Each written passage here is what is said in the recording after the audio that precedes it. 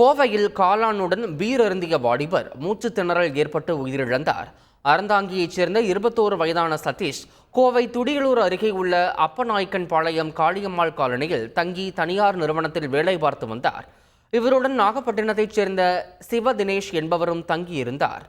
இரவு வேளை முடிந்து வீட்டிற்கு சென்ற சதீஷ் பீர் வாங்கி அருந்தினார். அப்போது சைடிஷாக காளான் ஃப்ரை சாப்பிட்டுள்ளார். சிறிது நேரம் கழித்து கழிவறை சென்று திரும்பிய சதீஷ் திடீரென மூச்சு திணறல் ஏற்பட்டு மயங்கி விழுந்தார். அதிர்ச்சியடைந்த சிவ தினேஷ் 108 ஆம்புலன்ஸ் வரவழைத்து சதீஷை மீட்டு கோவை அரசு மருத்துவமனைக்கு கொண்டு சென்றார். அவரை பரிசோதித்த மருத்துவர்கள் அவர் இறந்து விட்டதாக தெரிவித்தனர். இதுகுறித்து துடியலூர் போலீசார் வழக்கு பதிவு செய்தனர். பீருடன் காளான் ஃப்ரை சாப்பிட்ட போது புறையேறி மூச்சு திணறல் ஏற்பட்டு அவர் உயிரிழந்தாரா அல்லது அவருக்கு வேறு ஏதேனும் உடல்நல பாதிப்பு இருந்ததா என விசாரணை நடத்தி வருகின்றனர். செய்திகளை உடனுக்குடன் தெரிந்து கொள்ள உடனே சப்ஸ்கிரைப் பண்ணுங்க.